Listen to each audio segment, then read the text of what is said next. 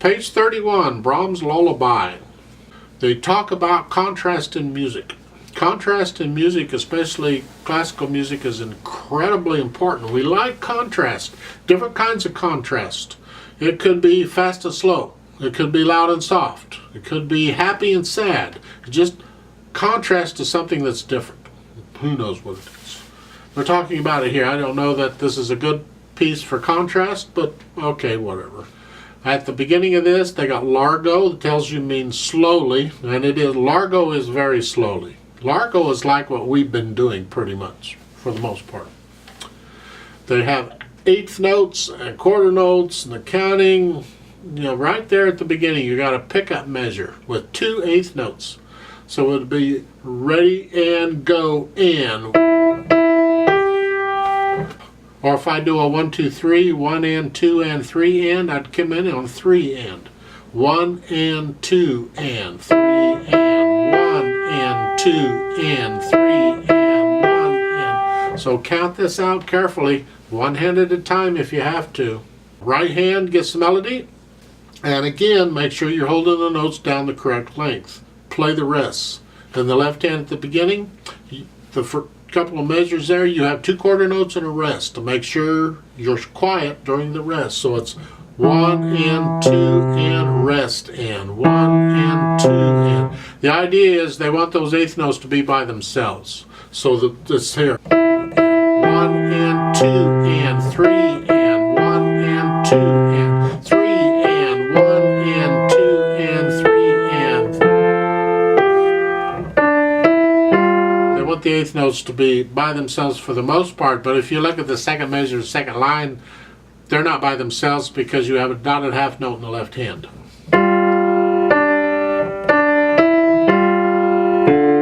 And then they're by themselves again. I don't know why that's what's written. I'm just telling you what's written. Don't confuse me with details, I think. The right hand is going to move around a little bit. Left hand stays where it is. For instance, look at the second line. We're starting out in this position. Well, it's an extended position because you're really in this position. You're just bringing the thumb down. Okay. Because right there at the beginning in the right hand, the E's are with the thumb, but that half note, that's with second finger. So you're in this position. Well, look at the second line. You're here. Now you got to go down to a D. Well, that's down here. So what we do here is we don't extend down that way. Now we're going to move the hand. So you're going to move the hand down. The whole hand down. So it's here. Now, they don't have phrases marked in here, and that's unfortunate because it really helps. Phrases are important. What I do when it has words like this is I follow the sentences in the words and I phrase the music according to the sentences in the words. So if you look at the first measure of the second line, you're ending a sentence, sleep tight, period.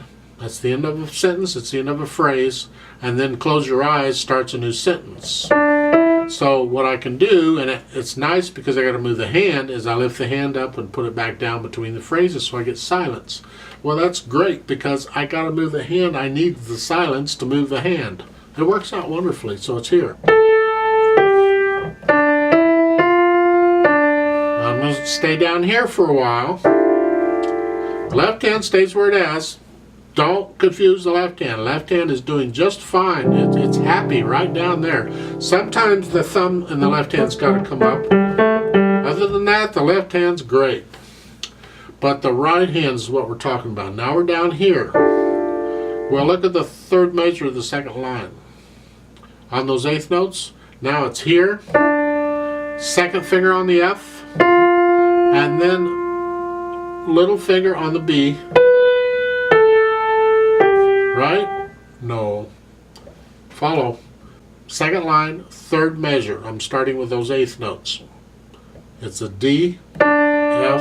Then the last measure is little finger on the B, but now I need the third finger on the A. So rather than the fourth finger, I'm going to scrunch my hand up a little bit, and put the third finger on it.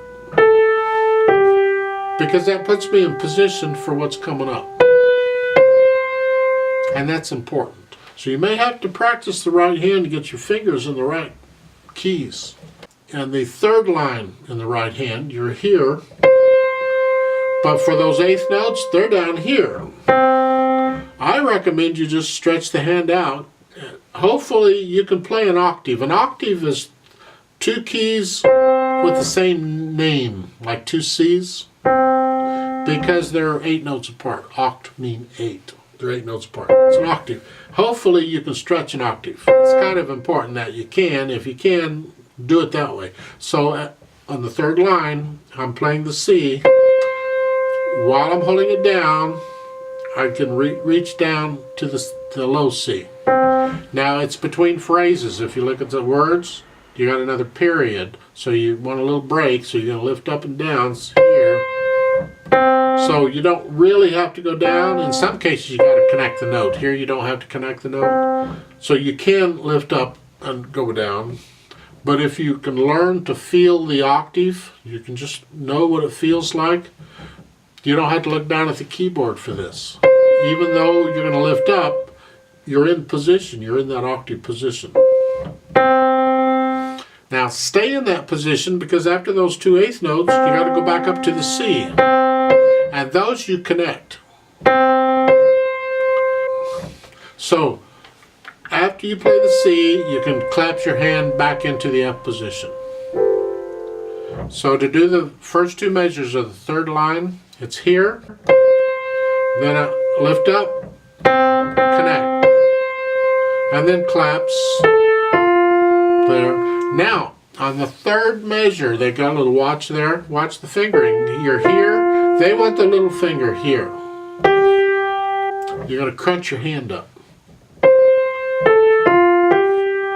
That puts you in position for what's coming up. Then in the last measure, they got another little watch there, because now you just played E with the third finger, but now you're going to play the F with the third finger. So you're here. Third line, the whole line is this. Then here, little finger, and then the eighth notes, the third finger. Again, the last line. Reach up, claps down, little finger, and then like so. You're doing some wonderful things there in the right hand, because you can forget a 5-finger position for a while. We're going to get out of that more and more. So you're going to move around, and the sooner you can develop a feel for where these keys are, the better. You may have to look down at the keyboard quite a bit on this one at first, but eventually you'd like to be able to do at least most of it without looking at the keyboard. Then add the dynamics, and look, there's some great things in dynamics. And again, we're talking about the melody. It starts out softly, whatever that is. You decide what soft is. You're going to stay there until you get down to the third line. Then you see the little crescendo arrow there in the third line. Those two, each one, those two eighth notes to the half note are going to get each one a little louder. Not a lot, just a little louder. So, bum, bum, bum. And then the second measure, you got a decrescendo or diminuendo. So then you're going to go back down to soft. Bring that out. That's important. The fourth line is the same thing.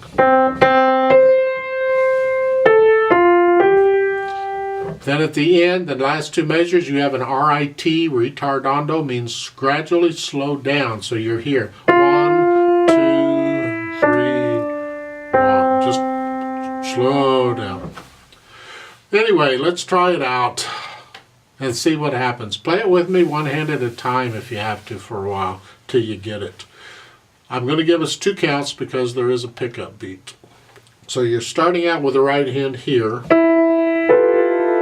No, here.